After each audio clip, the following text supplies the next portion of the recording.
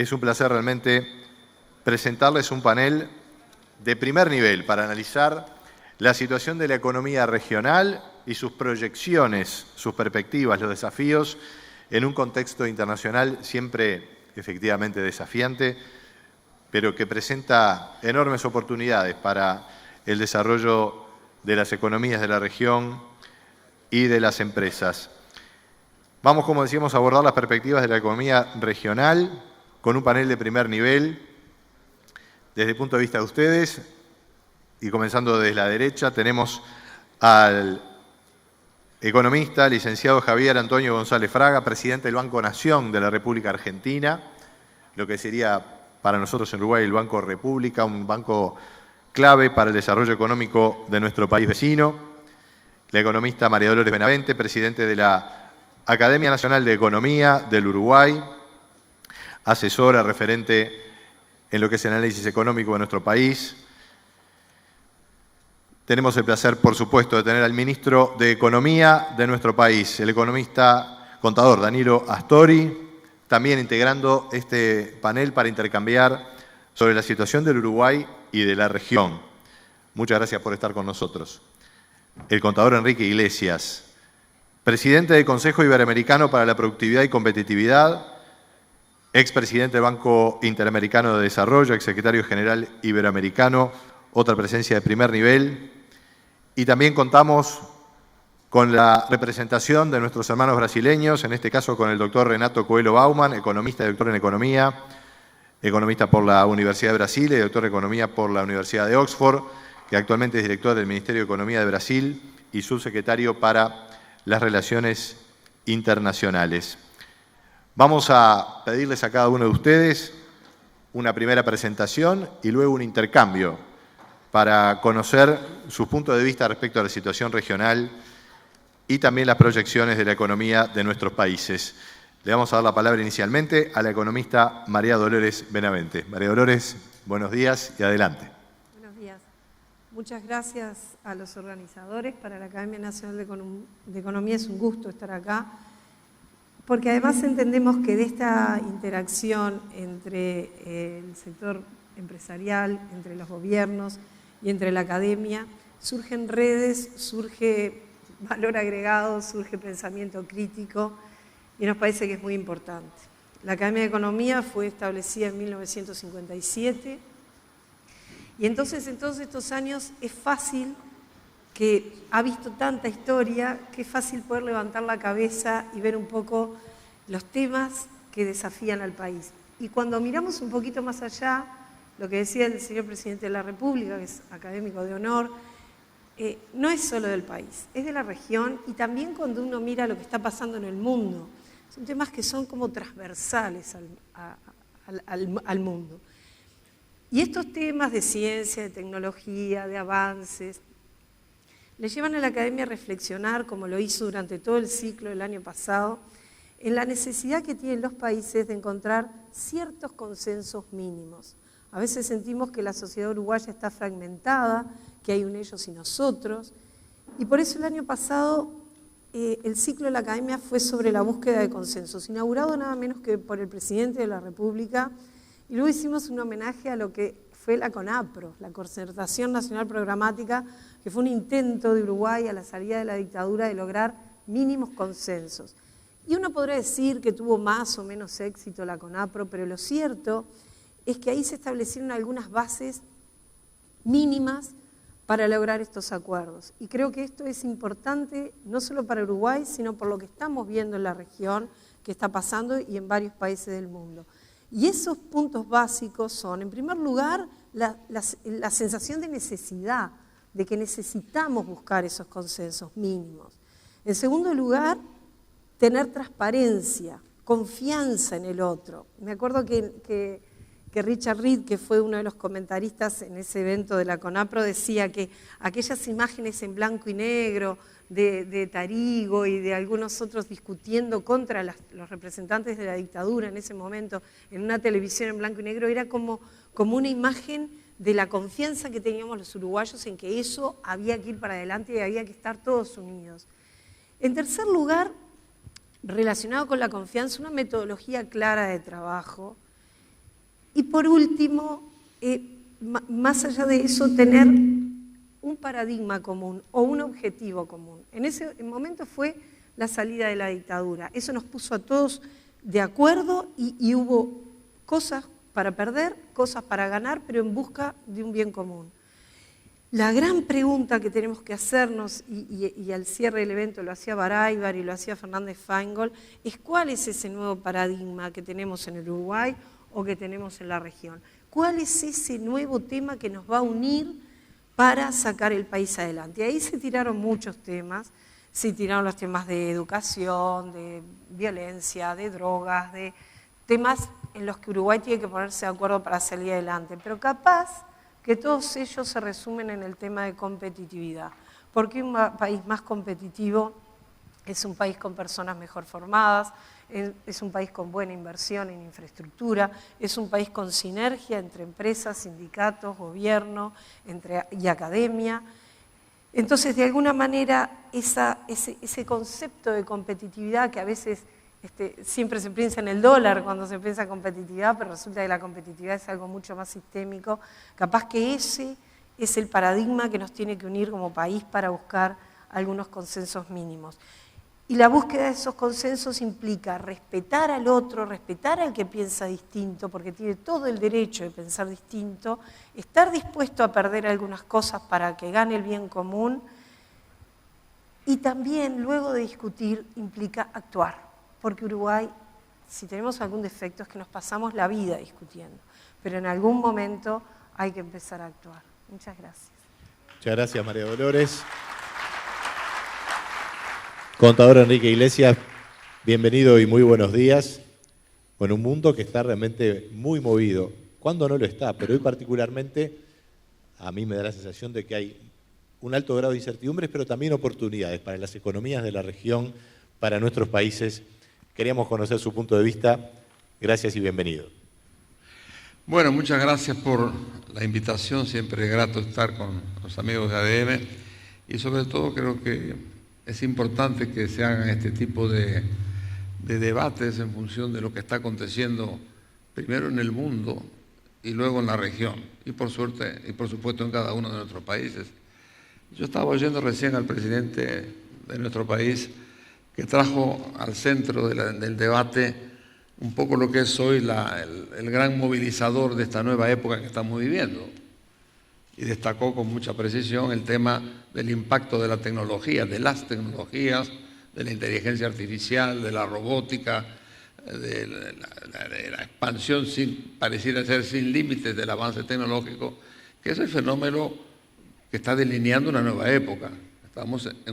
Es un cambio de época, no es una época de cambio, es un cambio de época. Y a eso se le agrega además el enorme impacto que está teniendo las formas de comunicación, que nos están alterando la forma de vivir, la forma de sentir, la forma de apreciar las cosas y generando toda una nueva sociedad que es la que está realmente perfilándose. Los cambios de época siempre son traumáticos. Ya han tenido en la historia toda la primera revolución industrial allá a inicios del siglo XIX, fue acompañada después por revoluciones, por el surgimiento de los movimientos proletarios, las nuevas ideologías, la guerra que empezó en el año 1914. Todo eso formó parte de repercusiones que fueron todas generadas en estos impactos que fueron moldeando la nueva sociedad. Pues yo creo que hay que tomar conciencia de esto. Y nosotros estamos en este planeta y estamos en este mundo. Y creo que en este caso replantear un poco el papel de la empresa en esa nueva realidad creo que es importante. Se están perfilando fenómenos que nosotros empezamos a sentir ahora. El fenómeno el más importante es en cierta manera la guerra comercial que hay en este momento entre los Estados Unidos y China. Es un tema muy importante porque no es una guerra simplemente de problemas de comercio, sino que es una guerra vinculada también al gran enfrentamiento tecnológico del mundo, que es un poco el tecnológico de una realidad que va a ser dominante en los años que vendrán. Y es quien domina esa realidad lo que está en juego. Eso nosotros no estamos inmunes a los impactos que todo eso puede tener. Y yo creo que ahí adquiere significación ver algunas de las cosas que hemos hecho en estos últimos 70 años y que son cosas muy importantes sobre las cuales construimos una sociedad que es muchísimo mejor que lo que era en 1945. Yo diría, sin dudar, que estos últimos 70 años fueron quizás los años más brillantes de la historia de la humanidad en lo económico, en lo social y en lo político. Entonces hemos construido muchas cosas, entre otras hemos construido como puntal de ese gran desarrollo el multilateralismo, que ha sido una de las cosas que realmente han permitido la expansión del comercio, la expansión de las inversiones, la aparición de todas estas relaciones nuevas que hay hoy. Eso está en peligro, ¿verdad? Y está en peligro uno en particular, que tiene mucho que ver con nuestro país. Aquí en el año 1986 partió la iniciativa de la Ronda Uruguay del GATT, que dio lugar 8 años después al nacimiento de la Organización Mundial de Comercio. Eso, del cual dependemos todos, está peligrando. Y aquellas normas que fueron, esa aspiración legítima que partió un poco de haber permitido aquí que ingresara la agricultura y los servicios al dominio multilateral, está siendo objeto de tensiones muy serias. Entonces, ese es un tema que realmente nos tiene que preocupar. Nos tiene que preocupar también cómo todo esto está afectando a las nuevas sociedades. Hoy en día tenemos un mundo donde las clases medias, afortunadamente, han ido aumentando en forma exponencial, pero están enojadas las clases medias, están enojadas o porque no tienen lo que aspiraban o porque tienen menos que el de arriba, pero en todo caso se han constituido en factores que hoy por hoy están cambiando los perfiles políticos, están cambiando las historias políticas de nuestros países. Es una realidad que tampoco podemos dejar de ignorar. De manera que yo diría que en ese contexto la empresa privada tiene un papel importante que cumplir y tiene que asomarse a los problemas que surgen de ese tipo de realidades y discutirlas y empezar a pensar cómo nos vamos preparando para ser activos, innovar en la realidad que va a venir. Es decir, lo que hoy es válido para reclamárselo a los países, lo es también para reclamárselo a la empresa. La necesidad de sentir los impactos que están ocurriendo y cómo navegamos en ese mundo. Y ahí no solamente los contactos empresariales, las aventuras empresariales conjuntas, todo eso forma parte de una realidad que hay que abordar. El segundo nivel es el nivel regional que tú planteabas. Sí, nosotros tenemos una región con distintas situaciones. La región tuvo un crecimiento muy activo en los últimos años. Nosotros hemos sido parte de ese crecimiento y hoy en día el Uruguay tiene el ingreso per cápita más alto, de los más altos de la región. Estamos con una de las democracias más sólidas y respetadas hoy en la realidad internacional. Es decir, hemos diversificado nuestro perfil exportador. Hay una cantidad de cosas que también se reflejan en toda la región. Toda la región avanzó.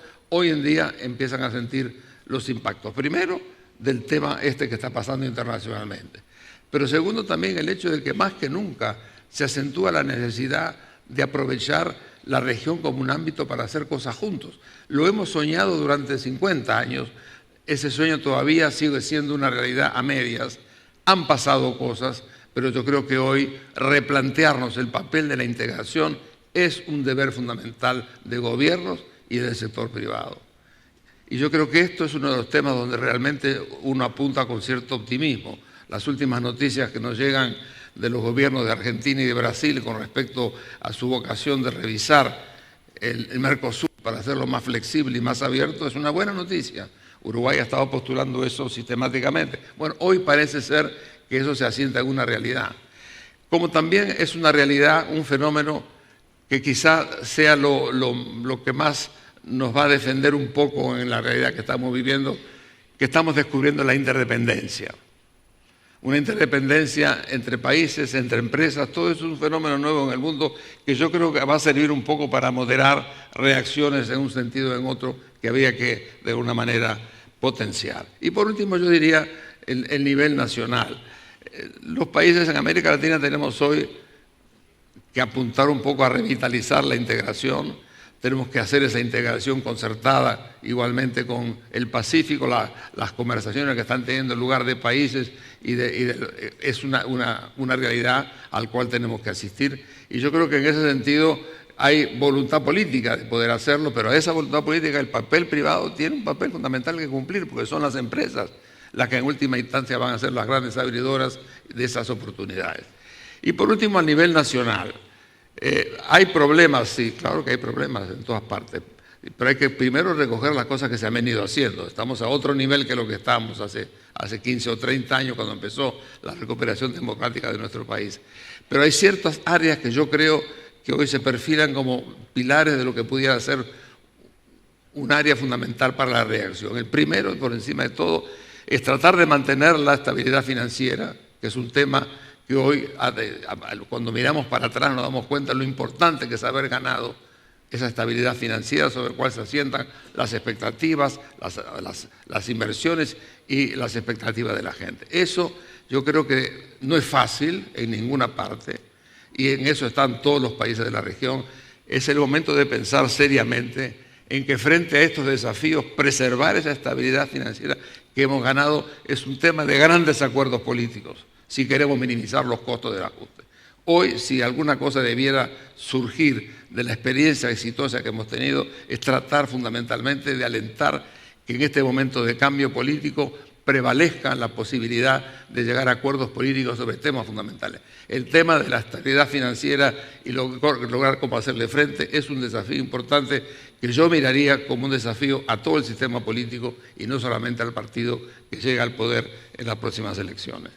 El segundo tema, yo diría, que estamos también, que tenemos que abordar, es algo en el cual hay un gran consenso, que es el tema educativo. ¿Y por qué es importante? Siempre lo ha sido. Nuestro país ha tenido un gran sistema educativo a lo largo de su historia.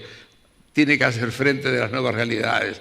Tenemos que preparar a la gente para poder navegar en el nuevo mundo en el que estamos viviendo y en el que va a venir. Es esa la responsabilidad.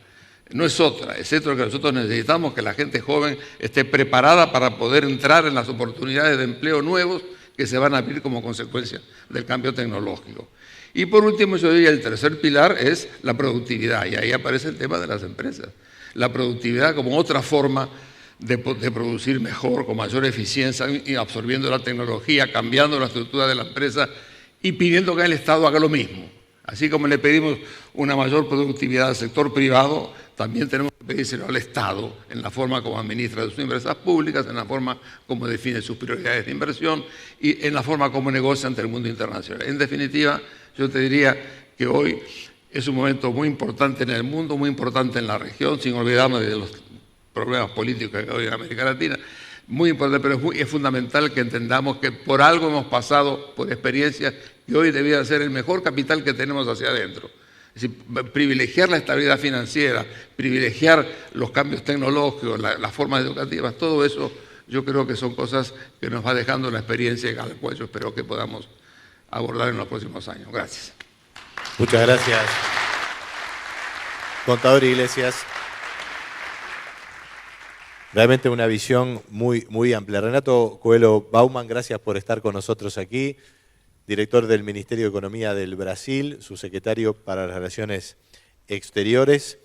¿Cómo es el panorama en su economía, en su país, en este contexto, como lo ilustraba el contador Iglesias, con tantos desafíos? Bueno, en primer lugar, muchas gracias a nombre de la Secretaría de Comercio Internacional por la invitación, por estar aquí. Nuestra percepción es de que el tema de convergencia empresarial es de la más alta actualidad. E vou construir meu argumento com base, primeiro, em algumas informações sobre o que está passando, as principais medidas que são tomadas em Brasil em relação a criar um ambiente favorável, amigável a los negócios. Me parece que essa é uma característica de vários países da região, pero como me toca falar de Brasil, me permitam dizer-lhes, tomar um pouquinho de tempo para ser um listado de algumas medidas que me parecem relevantes enfatizar. Em primeiro lugar, como todos sabem, há um esforço grande político em termos de se viabilizar uma reforma da Seguridade Social.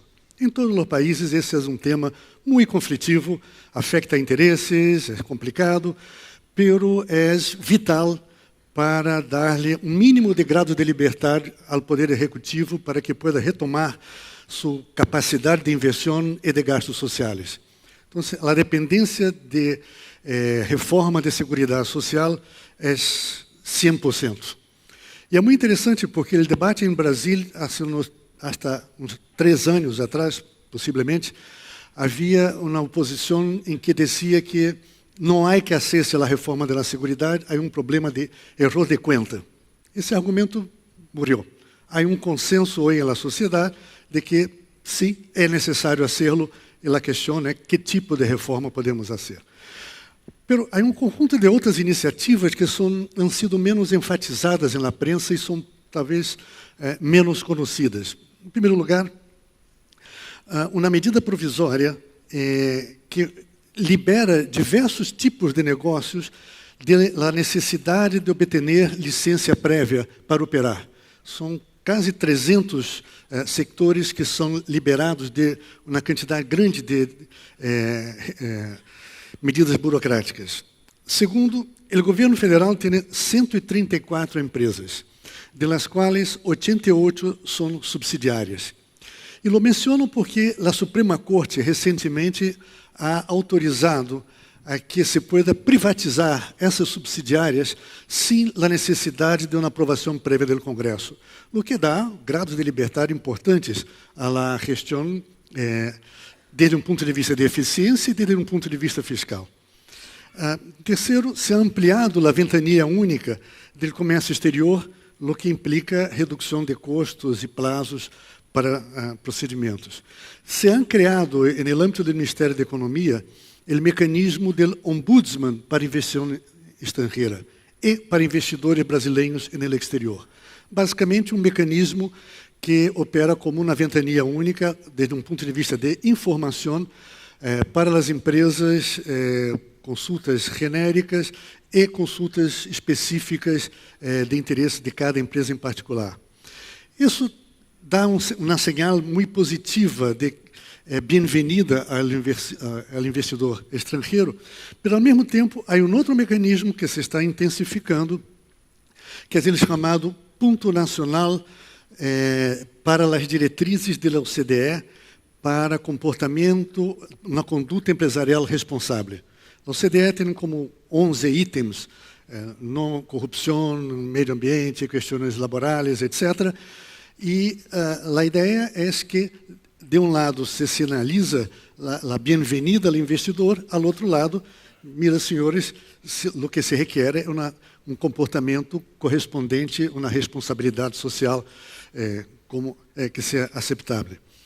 Se ha reduzido o prazo de 45 a 3 dias para o início de operação de empresas estrangeiras no país. Antes isso era vinculado à presidência, hoje em dia é algo que se faz online para no Ministério da Economia. E, por supuesto, com os parceiros do Mercosul, se han ampliado as negociações de acordos com outros países. Há 5 hoje em dia e há interesse em ampliar, na medida da capacidade negociadora de nossos países, que está agotada, a fazer acordos com outros países. Muito bem. Esse cenário, que vai tudo na direção positiva, tem que ser compreendido em comparação a um telão de fundo. Já se ha mencionado, o presidente Vázquez mencionou o tema tecnológico. Há, por supuesto, toda uma revolução tecnológica que é um desafio não só a nós outros latino-americanos, mas a todos os países. E estamos em um cenário, o presidente Iglesias lo ha mencionado, há um excesso de liquidez no cenário internacional. Há montão de investidores que vêm a diário ao Ministério manifestar interesse em investir no país e na região. 1. 2, como se ha mencionado, há conflito entre as 2 principais economias do planeta, que não é um conflito localizado. Dependendo de como se administre esse processo, pode haver repercussões aqui na região, seja positivas, seja negativas, e tem um componente tecnológico, como também já se ha enfatizado. O desafio aí, a pior situação para nós outros, é sermos obrigados a optar entre um estándar ou outro, desde um ponto de vista tecnológico, desde um ponto de vista de alinhamento de posições em organizações multilaterais. Para nós outros, e Brasil tem toda uma história de global trader, de defensor das organizações multilaterais, a melhor posição é da neutralidade, sem ser forçado a tomar uma posição. Pero, dito isso, temos, em função baja disponibilidad de ahorro en la región, de la situación fiscal de nuestros países, de una carencia obvia de infraestructura, hay un exceso de demanda por inversiones. Y a la vez, una intensidad de manifestaciones de potenciales investidores aquí. E a lo que vou é que atrair essas inversões simplesmente para participar do cenário internacional como a grande hacienda do mundo, a história mostra que há um limite temporal. Em algum momento isso se agota. Então, o desafio é como atrair essas inversões de tal forma que possam contribuir para cambiar a forma de inserção internacional de nossas economias. Brasil é uma economia geograficamente grande, mas há uma percepção crescente no governo de Brasília e em outras instâncias de que não basta com atrair grandes inversões. As inversões que se atraem deveram, idealmente, contribuir para consolidar a integração física regional, criar condições para que se pueda estimular aquilo que é uma complementaridade produtiva, pré-condição fundamental, ou uma das condições importantíssimas para a competitividade de nossos produtos, bens e serviços. A ideia de integração regional passa por isso. Provavelmente nadie nestas salas conhece mais da integração regional do que o senhor aqui à minha esquerda, pero son, me corrija se estou equivocado, 70 anos desde que os centro-americanos pediram à CEPAL, em 1949, o suporte técnico para fazer algum tipo de integração regional. São 70 anos de discurso e poucos resultados.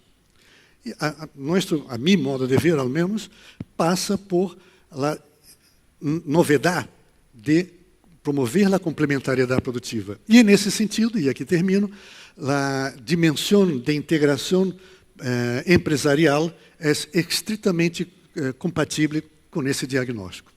Muchas gracias. Muchas gracias, Renato Coelho Baumann.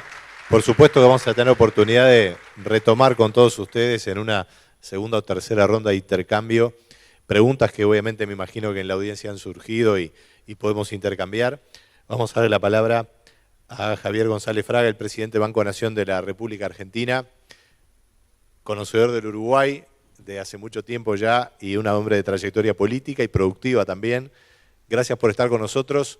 González Fraga, la economía argentina, que para aquí el Uruguay es motivo de preocupación permanente. Bienvenido, adelante. Bueno, muchas gracias a los organizadores. Es para mí un placer y agradezco la invitación de estar en este encuentro iberoamericano, de encontrarme con gente tan valiosa como Enrique, que hace mucho que no nos veíamos, y muchos más. Debo decir con mucha franqueza que cuando un argentino participa de estas reuniones, la primera reacción es de envidia, porque ustedes tienen casi todos los temas mucho más solucionados que nosotros. Nosotros estamos con problemas anteriores, y no los voy a aburrir contando cuál es el origen de nuestros problemas, porque son conocidos, pero sí quiero remarcar un aspecto que es el que queremos realmente salirnos de esa cuestión. Hace exactamente 100 años, y lo recordábamos anoche en la comida tan linda que se organizó, el diccionario enciclopédico español definía a Argentina como un país tan rico que estaba destinado a competir con Estados Unidos por el liderazgo del mundo. Hace 100 años. Y esa es la causa de nuestros problemas. Nos creímos un país rico. Nos la creímos. Porque cuando uno se cree en un país rico, se debilita la virtud del esfuerzo, del ahorro, de buscar la productividad. Como dicen los americanos, piensa que el cheque está en el correo, que debe estar por llegar. Y por lo tanto es tierra fértil para los populismos, para los políticos que prometen riqueza sin esfuerzos, para pretender bajar los costos de la energía, para poder poner impuestos a las exportaciones, todas estas cosas que ha tenido con tanta abundancia la Argentina, no digo solamente de los últimos 15 años, sino de los últimos 70 años, y que finalmente se reflejan en procesos inflacionarios que nos generan problemas muy serios. Ya fueron mencionados. el proceso inflacionario de Argentina no es solamente una cuestión monetaria o una cuestión fiscal. Es en la base un problema de distribución. Es 5 personas pidiendo cada una una cuarta parte de la pizza. No alcanza. Y eso se arregla con inflación. Por eso celebro las palabras de Enrique Iglesias cuando dijo que la estabilidad requiere de acuerdos políticos. La estabilidad que ustedes, la mayor parte de los países de la región, han alcanzado, no se basa solamente en bancos centrales independientes y en equilibrios fiscales. Esas son las consecuencias de haberse puesto de acuerdo en cómo se distribuye previamente el ingreso. Si hay serias diferencias en cómo se distribuye el ingreso, subsisten presiones que llevan a procesos inflacionarios que, si se las convalida monetaria y fiscalmente, explotan en inflación, y si no se las convalida generan recesiones que son insostenibles políticamente.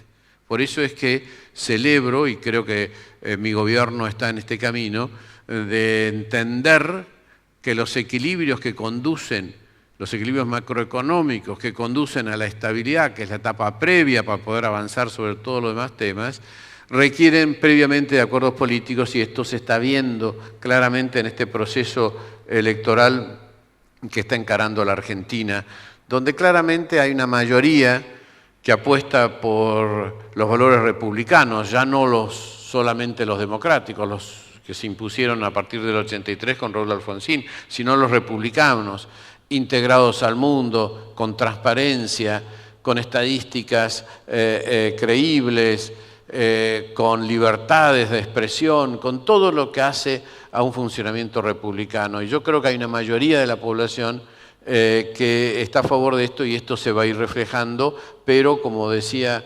en un seminario que estuve en Londres hace 2 semanas, todavía estamos, por eso es una figura muy inglesa, en una niebla política. O sea, hoy la Argentina hay una incertidumbre, todavía hay un 50% de indecisión, falta mucho para las elecciones, se está despejando en los próximos días recién quiénes son las candidaturas, y eso, esa niebla nos va a impedir ver mucho más allá, y eso genera todavía volatilidad cambiaria, represión financiera, y problemas que nos impiden ver, como suele ser los días de niebla, mucho más allá, aunque sea finalmente un día soleado.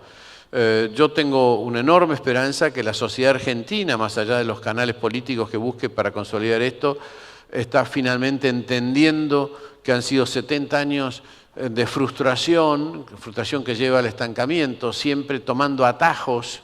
Yo he escrito un libro que justamente se llamaba Sin atajos hace como 15 años, porque en el entendimiento que somos un país rico siempre adherimos a soluciones fáciles y mágicas, como fue el 1 a 1, como fueron los distintos planes que hemos tenido en los últimos 30 años, que no implicaban un esfuerzo para poder acordar. Y yo creo que entonces, por eso dije que los argentinos vemos todavía con envidia esto de los problemas que enfrentan, porque todavía nosotros no hemos logrado la estabilidad financiera, que son los prerequisitos, por ejemplo, para poder tener un mercado de capitales. Hoy el ahorro de los argentinos en un 80% está en el exterior, y es difícil convivir en un país donde el 80% del ahorro está en el exterior, y entonces se da esta paradoja de argentinos ricos, de buen pasar, que se lucen por su calidad de vida,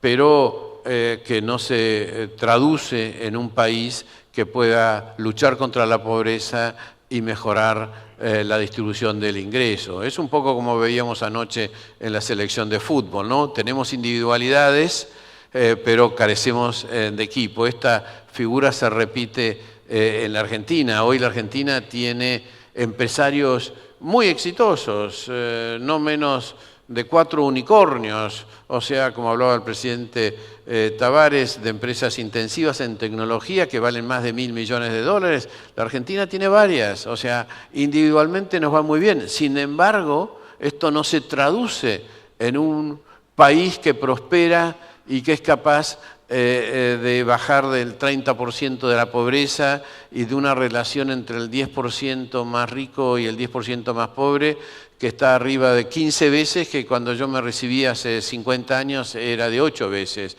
O sea, estos 70 años de inflación de la Argentina, con muy pocos periodos de estabilidad, producto de congelamientos cambiarios o atrasos tarifarios que no eran sostenibles, es una historia de frustración que genera también una inestabilidad política. Yo creo que nosotros estamos por eso en esa etapa previa, pero la buena noticia que puedo traer es de que hoy creo que la sociedad argentina está más convencida que nunca de la necesidad de adoptar estos valores republicanos, dejar de lado los populismos.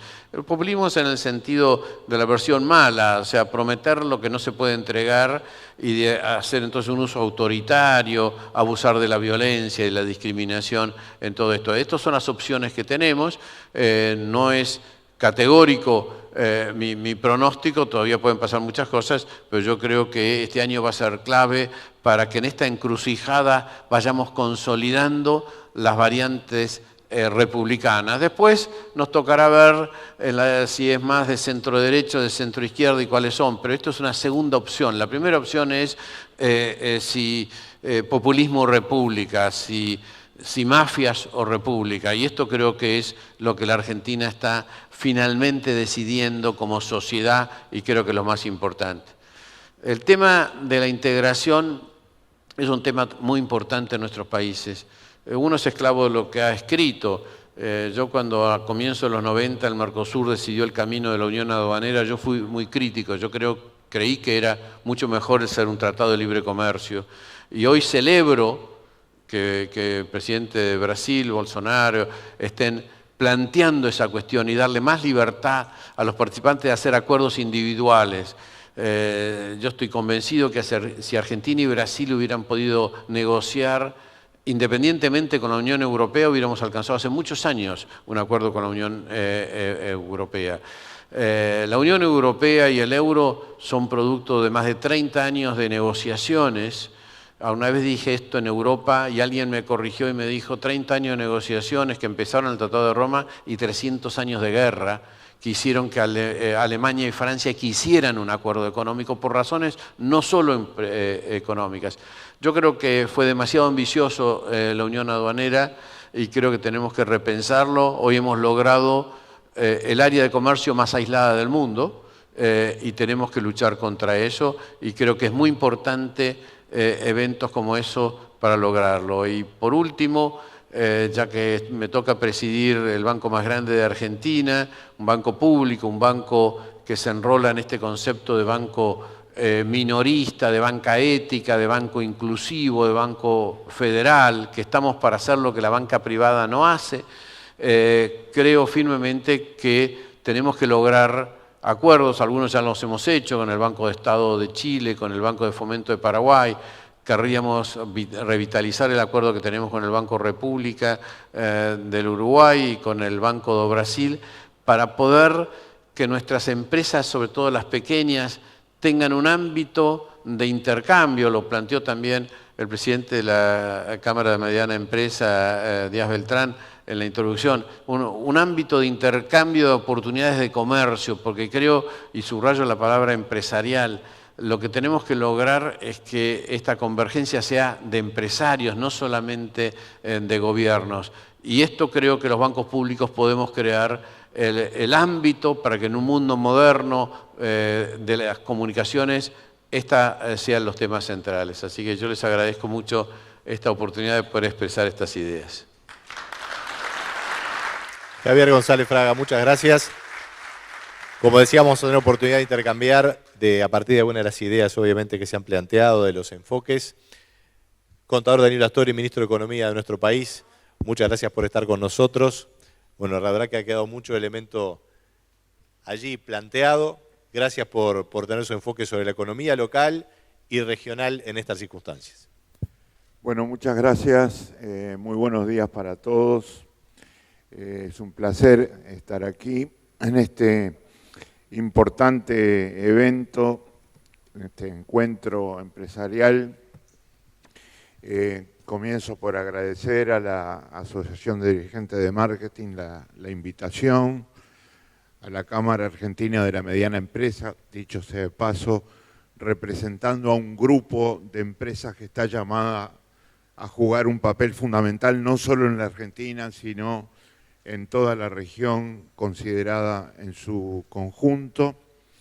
Y por eso creo que debemos comenzar por rescatar los importantes aportes que mis compañeros de panel, a quienes saludo especialmente también, han realizado. En todas las intervenciones se pueden recoger elementos absolutamente fundamentales para los objetivos de este intercambio.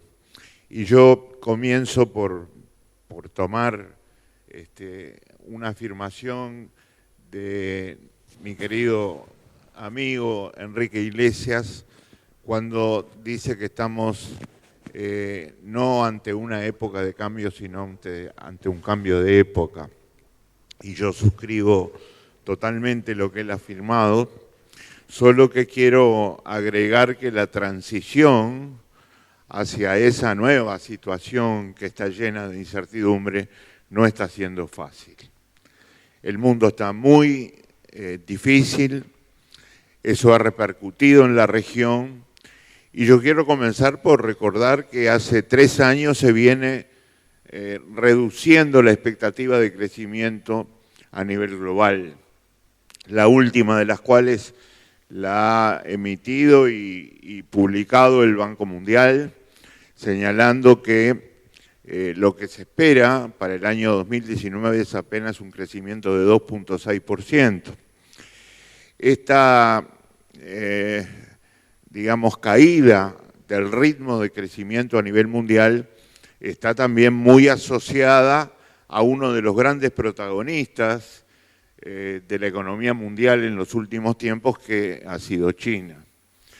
La última expectativa de crecimiento para China era de 6.6%, acaba la semana pasada de ser reducida, y ustedes pensarán que poco, apenas 3 décimas, hacia 6,3, llegando a la expectativa de crecimiento más baja de los últimos 28 años en materia de evolución de la economía china. Y esto tiene una repercusión mundial muy importante, que se refleja, también lo mencionaba Enrique, en la guerra comercial entre los Estados Unidos y China, en las repercusiones que esto tiene en el mercado mundial, en la caída y las expectativas de mayor caída del comercio mundial, en el comportamiento mediocre de casi todos los precios que le importan a los países de la América Latina, y naturalmente en lo que podríamos tomar como una especie de síntesis de estas conclusiones que no son buenas, que es la caída de la inversión generalizada en todos los países de América Latina. Junto con la caída de la inversión, que se refleja especialmente en el sector privado, porque hay muchos gobiernos de la región haciendo un esfuerzo grande por mantener niveles de inversión importantes, sobre todo en materia de infraestructura, de desarrollo de capacidades físicas para el país. Esta situación, que como decíamos se refleja de esta manera en la región, también ha afectado a nuestro país, que ha experimentado en los últimos años una disminución importante de la inversión, sobre todo en el área privada. ¿Cómo encarar esta situación? A mí me parece que Uruguay necesita, al igual que otros países de la América Latina, sin duda, afrontar con una perspectiva estructural de fondo, con una estrategia, precisamente la reversión positiva de una situación como la que estamos mencionando, que tiene, a mi juicio, 3 grandes lineamientos estratégicos que, por supuesto, van a ser mucho más fuertes y más sólidos en la medida que se den las circunstancias que María Dolores señalaba y que comparto absolutamente, que es la búsqueda de consensos que por encima de diferencias que podemos tener naturalmente en toda sociedad, le den fuerza, le den solidez, le den permanencia a esas transformaciones estructurales. Una tiene que ver con lo que hemos llamado siempre aquí en el Uruguay el crecimiento inclusivo. Uruguay necesita retomar niveles de crecimiento mayores a los que muestra el actual proceso de desaceleración de su nivel de actividad y necesita hacerlo salvaguardando lo que podemos llamar en general la promoción y la protección de los derechos humanos concebidos en su conjunto. No solo vistos desde el punto de vista de la lucha contra todo tipo de discriminaciones y la construcción de condiciones favorables para un acceso equitativo a los frutos de ese crecimiento, sino también para defender líneas de participación inclusiva crecientes para todos los uruguayos. Enrique también señalaba que hay una suerte de enojo en los sectores medios de la sociedad.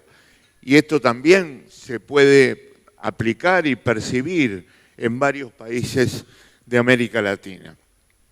Enojos que pueden tener diversos orígenes, diversas explicaciones, pero que no podemos ignorar, porque algo que ha logrado América Latina en los últimos años a favor de mejores condiciones económicas que las actuales es aumentar el peso de los sectores medios.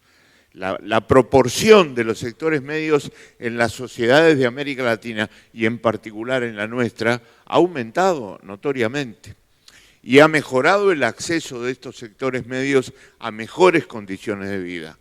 Tal vez ahí haya que ver también una natural inclinación humana a seguir avanzando, a seguir progresando.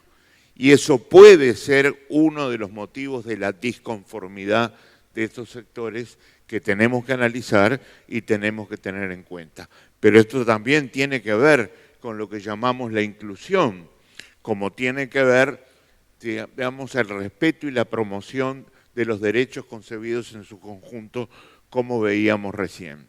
En segundo lugar, yo creo que la apertura es fundamental. Y aquí ha sido tocada por el señor presidente del Banco Nación de la Argentina, también por nuestro colega de Brasil. Es fundamental en el marco de esa apertura al mundo fortalecer los lazos de integración regional que hemos venido tratando de construir en los últimos años. Cuidado que no se confunda esto con una suerte de encerramiento regional, que me parece que sería una mala reacción frente a los problemas que acabamos de citar con respecto a escala mundial, a escala global. Nuestros países tienen que estar dispuestos a la apertura al mundo y al enfoque multilateral en la medida de lo posible, sin perjuicio de lo cual también es válido lo que primero citó Enrique y luego otros colegas del panel en cuanto a la necesidad hoy más que nunca de fortalecer los lazos internos en el marco de lo que siempre hemos llamado, y quizá después en alguna otra ronda podamos desarrollar regionalismo abierto. Regionalismo abierto que tiene tres grandes componentes. Por un lado, la discriminación a favor de un bloque prioritario. En segundo lugar, protección moderada frente a terceros. Y en tercer lugar, la, voluntad de lograr acuerdos frente a terceros, esto es, a países, bloques, regiones, fuera de aquel al cual o en favor del cual se está discriminando. Estamos con una gran esperanza, dicho sea de paso, en estos días de poder cerrar un acuerdo con la Unión Europea, lo cual sería para Mercosur, por ejemplo, un empujón fundamental para empezar a resolver problemas que hemos tenido hasta ahora y a obtener mejores resultados. Yo creo que los problemas del Mercosur, por supuesto que se mejoran con más flexibilidad, pero también se mejora haciendo acuerdos con países de fuera del bloque, con países del mundo, y estoy hablando nada más ni nada menos que de la experiencia de integración más antigua del mundo, la más fuerte, la más potente, la de mayor tradición, es también una manera de darle vida a la integración latinoamericana en nuestros países. Y el tercer punto, que hoy lo empezó a tocar con profundidad incluso nuestro presidente al abrir esta sesión, es la apuesta al conocimiento, la apuesta al desarrollo científico, la apuesta a la incorporación de calidad, de excelencia, a los esfuerzos productivos y sociales que haga el país. Eso es absolutamente fundamental en un mundo que está encarando este proceso con mucha incertidumbre, como decíamos recién, razón de más para darle prioridad sin temores a la incorporación de ciencia, de tecnología, como maneras incluso sólidas, estructurales, duraderas, de mejorar los niveles de productividad de nuestra producción. Contador Astori, muchísimas gracias. Y la verdad que ha quedado tantos elementos tan interesantes para seguir intercambiando que me parece interesante para todos tomarnos una pausa, hacemos un breve espacio para el café y retomamos con ustedes aquí, nos mantenemos con la tecnología y los micrófonos y ya vamos intercambiando de las cosas que han planteado inicialmente los integrantes de este importante panel. Seguimos después de este breve descanso y coffee break, intercambiando con los integrantes de nuestro panel en este encuentro de convergencia empresarial.